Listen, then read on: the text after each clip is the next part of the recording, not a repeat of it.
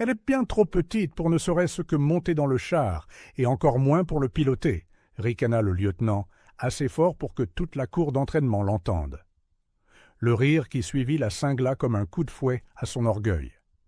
Helena se tint au garde-à-vous, la mâchoire serrée, chaque muscle de sa silhouette élancé, tendu pour garder son sang-froid.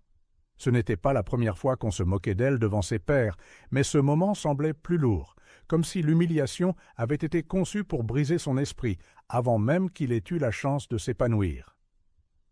Helena Torres n'était pas dupe de la façon dont les autres la regardaient.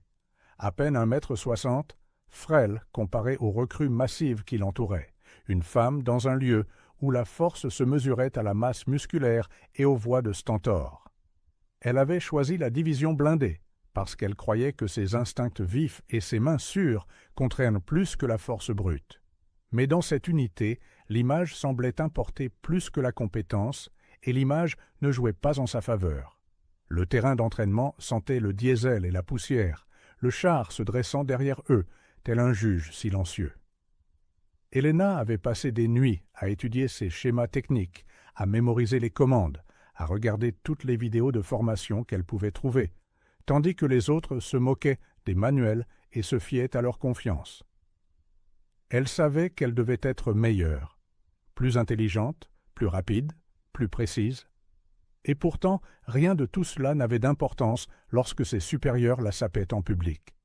« Ne le prends pas personnellement », murmura Marquez, la seule recrue qui la défendait parfois. « Il ne pense de juste pas que tu puisses supporter le poids. » Mais Helena entendait la vérité tacite dans ces mots. « Il ne pense pas que tu as ta place ici. » La voix de son père résonnait dans sa mémoire, calme et ferme, des années auparavant. « Le respect ne se donne pas avec l'uniforme, Mihija. On le gagne en silence, dans ta façon de refuser de plier. » Cette pensée la stabilisa alors qu'elle grimpait sur le flanc du char cet après-midi-là, ses bottes raclant contre l'acier, ignorant les gloussements et les commentaires derrière elle. L'intérieur sentait l'huile et le métal, les manettes de commande attendant des mains assez confiantes pour les guider. Elle ferma les yeux un instant, inspira profondément et se rappela pourquoi elle était là. Non pas pour leur prouver qu'ils avaient tort, mais pour se prouver à elle-même qu'elle avait raison. Pourtant, elle ne pouvait ignorer le goût de l'humiliation qui persistait sur sa langue. Le lieutenant avait souri d'un air suffisant, comme s'il avait déjà décidé de son avenir. Ces mots n'étaient pas seulement des moqueries, ils étaient un verdict public, un avertissement aux autres de ne pas la prendre au sérieux. L'injustice de la situation fit bouillir son sang. Plus tard, cette nuit-là, dans la caserne, les chuchotements continuèrent. « Elle ne tiendra pas un mois ?»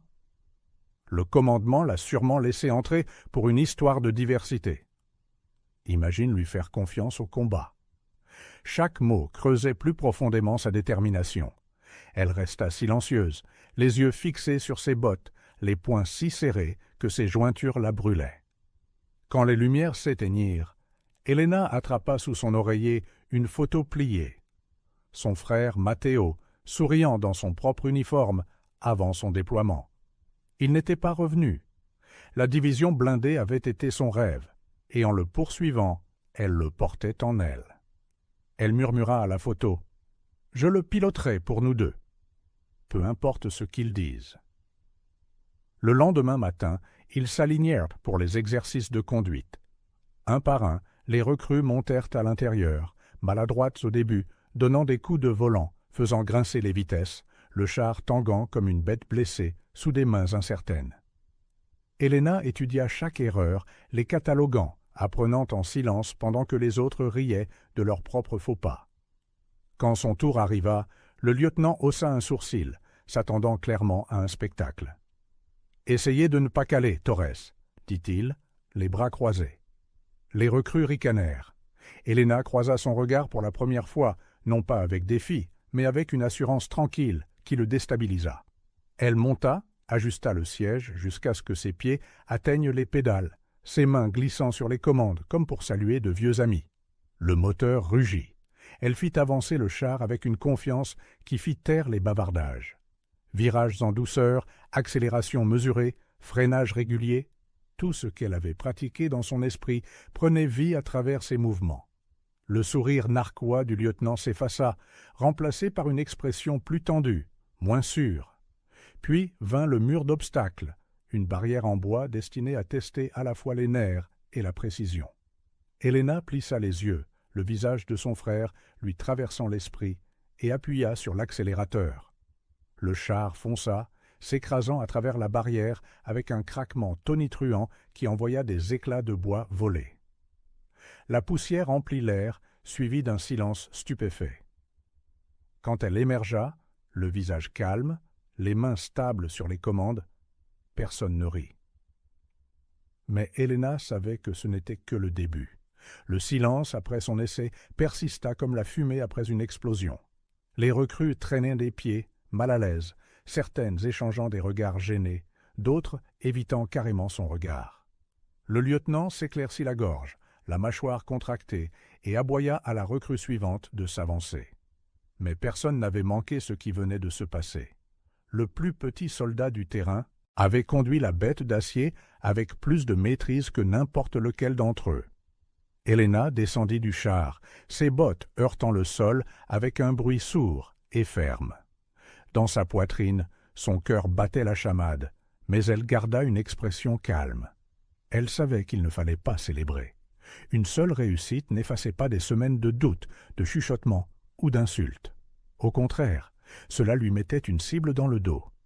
Ce soir-là, aux messes, le ton avait changé. Les conversations baissaient d'un ton quand elle passait. Certaines recrues qui s'étaient moquées d'elle la regardaient maintenant avec une méfiance à peine voilée. Marquez lui fit un bref signe de tête, la fierté brillant dans ses yeux, mais lui non plus ne dit rien à voix haute. Dans un environnement où la faiblesse était une proie, un soutien ouvert pouvait coûter cher. Le lieutenant, cependant, n'était pas prêt à céder. Le lendemain matin, il s'adressa à l'unité d'une voix aussi tranchante que l'acier. Hier n'a rien prouvé. Aller tout droit est la partie la plus simple. Les vrais soldats sont mis à l'épreuve quand les choses tournent mal, quand le sol tremble, quand les vitesses se bloquent, quand l'ennemi riposte. Torres, ne vous habituez pas au confort. Son regard s'attarda sur elle, un défi enrobé d'autorité. Helena encaissa les mots sans broncher. À l'intérieur, cependant, une étincelle de colère s'alluma. Pourquoi sa compétence était-elle rejetée alors que la médiocrité des autres était excusée? Pourquoi devait-elle faire ses preuves 10 fois plus justes pour être considérée comme leur égale? Ces questions la tourmentaient comme des épines, mais elles lui donnaient aussi de la force. L'entraînement s'intensifia. Les recrues s'exerçaient sous une chaleur écrasante, la boue collant à leurs uniformes, la sueur piquant leurs yeux. Les chars roulaient sur des terrains accidentés, leurs chenilles broyant les rochers et la terre. Helena se jeta à corps perdu dans le travail, étudiant chaque manœuvre, chaque commandement, chaque exercice de panne système jusqu'à ce qu'elle puisse anticiper les problèmes avant qu'ils ne surviennent. Elle passait ses fins de soirée dans le parc automobile, apprenant des mécaniciens, ses mains noircies par la graisse, tandis qu'elle traçait les artères de la machine. Certaines recrues commencèrent à le remarquer. Quelques-uns lui posèrent discrètement des questions sur les commandes, sur la façon dont elle gardait ses virages si fluides. Elle répondit sans orgueil, partageant ce qu'elle savait. Les chuchotements dans la caserne commencèrent à changer, le ressentiment s'adoucissant en un respect réticent chez certains. Mais d'autres s'entêtèrent, leur fierté refusant d'accepter que quelqu'un qu'ils avaient rabaissé puisse maintenant les surpasser. Un après-midi, lors d'un exercice de combat simulé, le lieutenant saisit sa chance. Les recrues devaient manœuvrer leurs chars sur un terrain accidenté, tirant à blanc sur des cibles marquées tout en étant sous la pression du temps. Le char d'Helena, guidé par sa main ferme, atteignit toutes les cibles. Mais alors qu'elle prenait un virage, la voix du lieutenant crépita dans la radio. « Torres, simulation de panne moteur. Arrêtez tout, redémarrez sous pression. » Elle savait ce qu'il faisait, la testait publiquement, espérant qu'elle flancherait. Son équipage échangea des regards tendus, le doute brillant dans leurs yeux, mais la voix d'Helena fut claire et ferme. « Équipage, suivez le protocole, coupez l'alimentation, séquence de réinitialisation, gardez les communications serrées. » Ses mains se déplacèrent rapidement sur les interrupteurs. Le char cala, le silence pesa un instant, puis rugit de nouveau sous son commandement. Elle fonça, atteignant la cible finale avant la fin du temps imparti. La radio resta silencieuse. Le lieutenant n'avait rien à dire. Son équipage, cependant, la regardait différemment maintenant. Non plus comme un handicap, mais comme un chef. Ce soir-là, Marquez la trouva assise, seule près du parc automobile, contemplant les chars alignés comme des gardiens silencieux. « Tu sais qu'il ne va pas s'arrêter, » dit-il doucement. « Je ne m'attends pas à ce qu'il le fasse, » répondit Helena. Sa voix portait à la fois la fatigue et la détermination. « Il ne fait pas que me tester. Il essaie de rappeler à chacun sa place, et la mienne est tout en bas. »« Mais tu continues de grimper, » dit Marquez avec un léger sourire. « Et ça lui fait peur. » Helena ne sourit pas en retour, bien que ces mots la réchauffèrent. Au fond d'elle, elle craignait autre chose, que peu importe à quel point elle ferait ses preuves, les préjugés ne disparaîtraient jamais complètement, que ses victoires seraient toujours considérées comme de la chance ou des exceptions. Pourtant, elle savait aussi ceci. Abandonner n'était pas une option. Le souvenir de son frère, son rire, ses rêves inachevés, l'ancraient à cette voie. Au fil des jours et des semaines, l'air entre elle et le lieutenant devint plus lourd. Les autres recrues le sentaient, une tempête qui se préparait, inévitable. Helena ne savait pas quand le point de rupture arriverait, seulement que lorsqu'il viendrait, elle devrait y faire face de front, et quelque part au creux de son estomac, elle l'accueillait presque. L'orage éclata plus tôt qu'Helena ne s'y attendait. Cela se produisit lors d'un exercice conjoint avec une autre compagnie. Un événement conçu pour tester non seulement les compétences techniques, mais aussi la cohésion sous pression. Les recrues étaient divisées en équipes, chacune responsable de guider son char à travers un champ de bataille fictif parsemé d'obstacles, de mines simulées et de tirs ennemis provenant de drones d'entraînement. Des officiers de plusieurs unités observaient, presse-papiers à la main, chaque mouvement scruté à la loupe. L'équipage d'Helena avait hérité du parcours le plus difficile.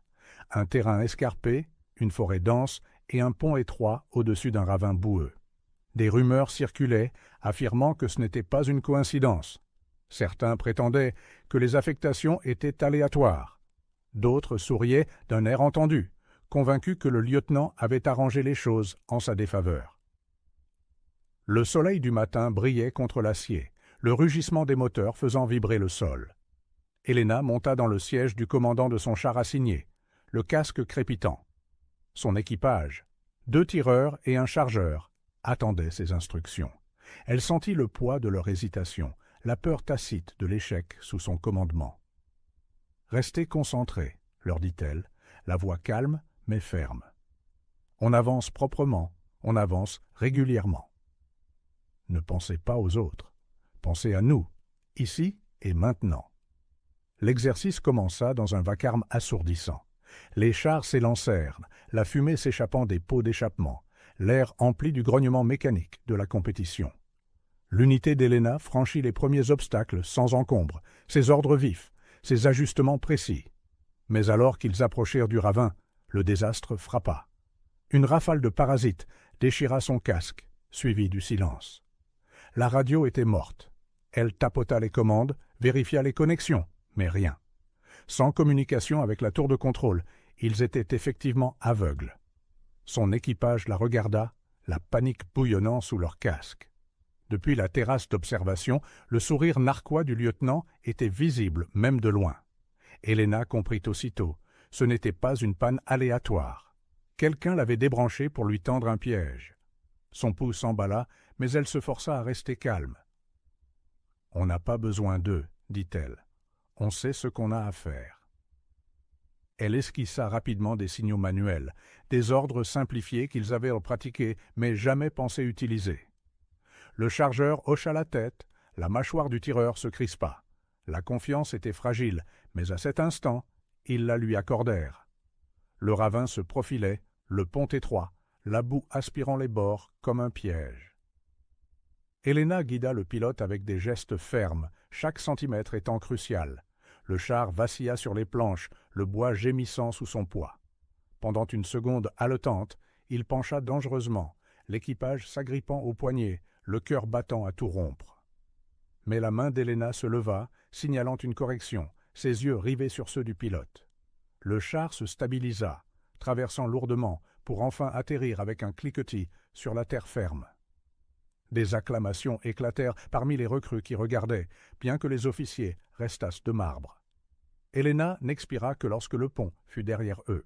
Le reste du parcours les mit à rude épreuve, des drones tirant à blanc, des grenades fumigènes réduisant la visibilité, des moteurs peinant contre le terrain.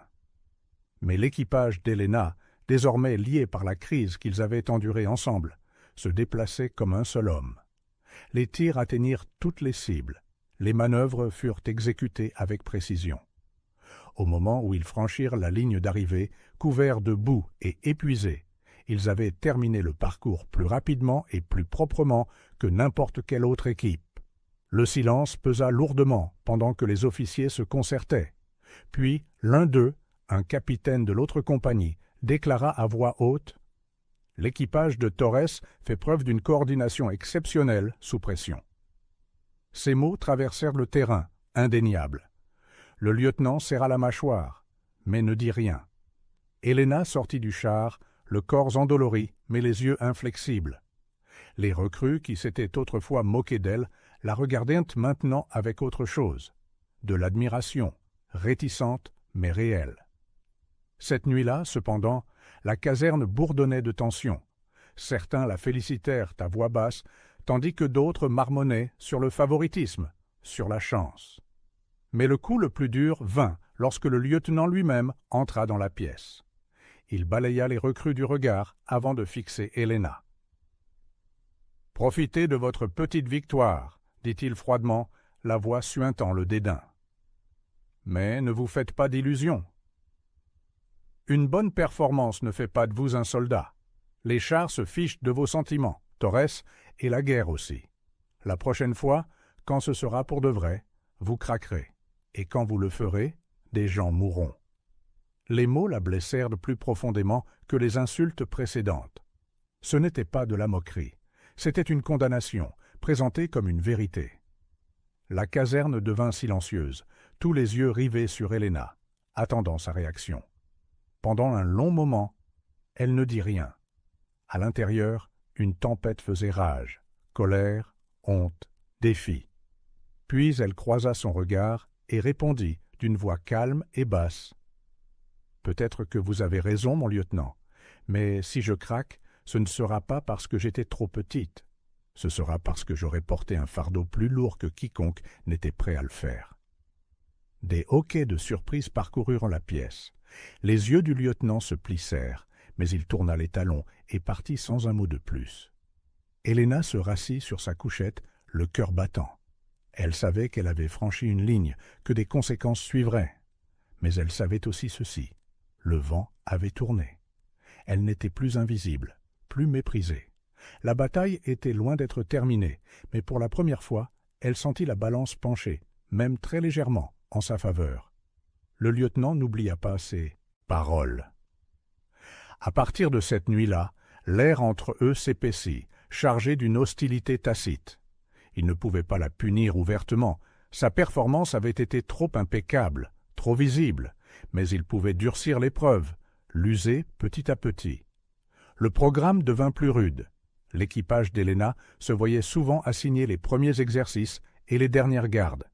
Les tâches doublèrent, les inspections s'intensifièrent, et chaque fois qu'elle commettait la moindre erreur, la voix du lieutenant était là, tonnante à travers la cour. « Vous voyez, elle flanche déjà. » Il voulait que des fissures apparaissent, et la pression était implacable. Helena supporta tout en silence. Chaque ordre, chaque punition, chaque ricanement. Elle les avalait, non pas parce qu'elle était faible, mais parce qu'elle refusait de lui donner la satisfaction de l'avoir cédé. La nuit, l'épuisement l'enveloppait comme des chaînes, mais elle continuait d'étudier les manuels, de nettoyer les armes et de répéter les ordres. Son équipage, autrefois sceptique, commença à se rallier à elle. Il voyait le poids qu'elle portait, la force qu'il fallait pour ne pas faillir. Discrètement, la loyauté grandit. Pourtant, même la loyauté avait ses limites. Un soir, après une journée harassante qui s'était terminée par le récurage du sol du parc automobile jusqu'à ce que leur dos les fasse souffrir, l'un de ces tireurs jeta un chiffon par terre. « C'est de la folie, lâcha-t-il. Il essaie de nous enterrer vivants. » Et on le laisse faire. Helena les regarda, la sueur striant son visage, les yeux brûlants de fatigue. « Je sais, admit-elle. Mais si nous le combattons de la mauvaise manière, nous perdons tout. Nous ne ripostons pas avec de la colère. Nous ripostons avec des résultats. » Ces paroles les maintinrent unis, mais le doute persistait. Le point de rupture arriva lors de l'exercice à tir réel. C'était l'exercice le plus dangereux à ce jour. Munitions réelles, explosions réelles, une simulation de champ de bataille conçue pour imiter le chaos du combat. Chaque char devait se déplacer en synchronisation, atteindre des cibles tout en se coordonnant avec les unités d'infanterie. Ici, les erreurs n'étaient pas seulement embarrassantes, elles pouvaient être mortelles. Avant le test, Helena vérifia ses systèmes 3 fois, faisant répéter son équipage. Son estomac se noua, non pas par peur de l'échec, mais par quelque chose de pire, le soupçon que le lieutenant pourrait la saboter à nouveau. Le sifflet retentit. Les chars s'ébranlèrent, des nuages de poussière s'élevant dans l'air matinal. L'équipage d'Helena se déplaça comme prévu, frappant les cibles avec précision, avançant avec méthode. Puis, à mi-parcours, le cauchemar se produisit. Une explosion déchira l'air à leur gauche, trop proche, trop nette. Le char sursauta, les alarmes hurlant. Le chargeur cria « On a été touché !» La panique s'empara de la cabine. L'esprit d'Helena s'emballa. Cela ne faisait pas partie de la simulation. La distance de sécurité avait été enfreinte. « Restez avec moi !» aboya-t-elle, sa voix tranchant à travers la peur. « Bilan de la situation !»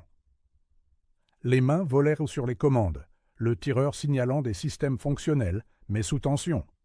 De la fumée s'infiltra dans la cabine, étouffante et âcre. À travers la brume, Helena aperçut le lieutenant sur la plateforme d'observation, les bras croisés, son expression indéchiffrable. Que ce soit par négligence ou intention, elle ne pouvait le dire. Mais elle savait une chose, si elle échouait ici, si elle s'effondrait, il l'utiliserait comme preuve qu'elle était inapte. Ses mains agrippèrent les commandes, ses jointures blanches. « On continue d'avancer », ordonna-t-elle. Son équipage hésita. La logique criait de battre en retraite, mais quelque chose dans sa voix les ancra. Pas à pas, ils avancèrent, tirant à travers la fumée, ciblant les drones avec une précision inébranlable. Chaque coup les stabilisait. Chaque manœuvre les ramenait du bord de la panique. La dernière ligne droite se profilait, un mur fortifié de plaques d'acier censé symboliser une barricade ennemie. La plupart des équipages tiraient jusqu'à ce qu'ils tombent. Helena fit un choix. Elle ordonna à son pilote d'avancer, accélérateur à fond, le char fonçant droit à travers. L'impact retentit à travers le terrain, l'acier se froissant sous un poids irrésistible. Quand la poussière retomba, le silence suivit. Le char d'Helena se tenait de l'autre côté, balafré mais intact. La tour de contrôle bourdonnait d'officiers, se concertant rapidement. Un colonel s'avança, sa voix perçant le calme. L'unité de Torres a fait preuve d'une maîtrise exceptionnelle sous la contrainte du tir réel. Voilà à quoi ressemble le leadership. Les recrues éclatèrent, certains applaudissant, d'autres abasourdis. Helena sortit du char, la poitrine haletante, la sueur coulant sur son visage. Elle regarda vers la plateforme. Le regard du lieutenant croisa le sien, froid, furieux, et autre chose, une lueur de doute. Cette nuit-là, la caserne vibrait d'énergie. Pour la première fois, son équipage la loua ouvertement, les rires se mêlant à un soulagement épuisé. Mais Helena resta à l'écart, le poids de la journée pesant lourdement. Elle savait que c'était loin d'être terminé. La reconnaissance publique ne faisait que coincer le lieutenant dans un coin, et les hommes acculés pouvaient être dangereux. Marquez la rejoignit discrètement, s'asseyant au bord de sa couchette. « Tu réalises ce que tu as fait aujourd'hui ? Tu ne lui as pas seulement prouvé qu'il avait tort. Tu l'as humilié. Il va s'acharner encore plus sur toi maintenant. » Helena hocha la tête, le regard lointain. « Alors je serai prête. » Mais L'intérieur, elle n'en était pas si sûre. Elle avait porté plus qu'elle ne le pensait possible, surmonté la peur et le sabotage. Et pourtant, la question demeurait. Combien de plus pourrait-elle endurer avant de finalement craquer? Le dénouement arriva sous un ciel gris. Une bruine tombait sur la base, trempant les uniformes, striant de boue la cour, où les recrues s'étaient rassemblées pour leur évaluation finale. C'était le point culminant de mois d'entraînement, un exercice de terrain à grande échelle combinant toutes les compétences qu'ils avaient acquises. Des commandants de divisions extérieures étaient venus observer, leur présence rendant l'atmosphère électrique de tension. Helena se tenait parmi les rangs, l'eau dégoulinant de sa casquette, son pouls régulier, mais alerte. Elle savait que c'était plus qu'un simple test de compétence, c'était un verdict. Et pour le lieutenant, c'était une chance de l'enterrer une bonne fois pour toutes. L'exercice commença à l'aube. Les chars s'élancèrent sur le terrain détrempé, la boue éclaboussant leurs flancs, les moteurs grognant dans la brume. Helena commandait son équipage avec une efficacité redoutable, chaque ordre tranchant à travers les parasites. Son char se déplaçait avec précision, même lorsque la visibilité chutait, même lorsque la pluie transformait le sol en gadoue. Mais à mi-parcours, le sabotage survint.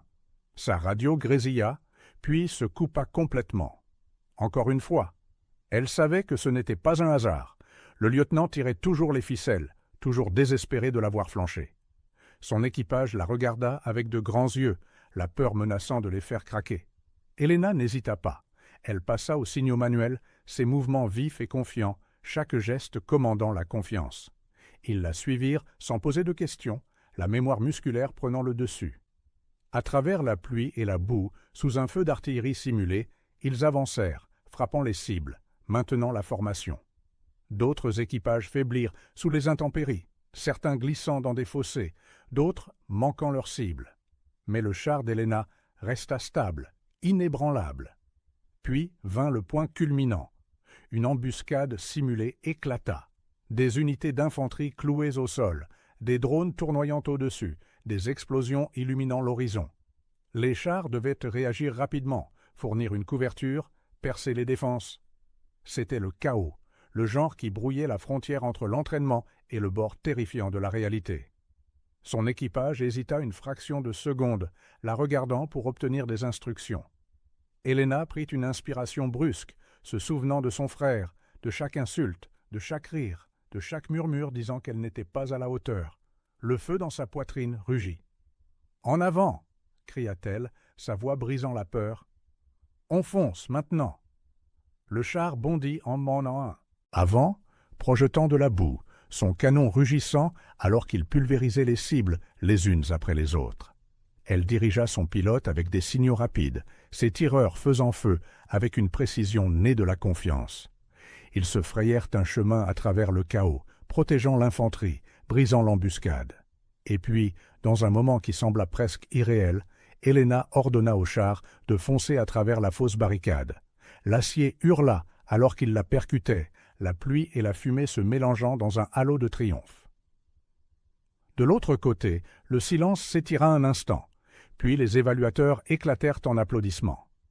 Depuis la tour d'observation, les commandants supérieurs parlaient dans leur radio, leur voix portant à travers le terrain. Exceptionnel. C'est ça, le leadership sous le feu.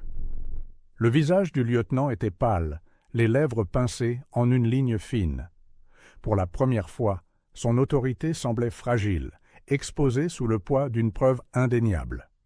Quand l'exercice prit fin, les recrues s'alignèrent, trempés et épuisés.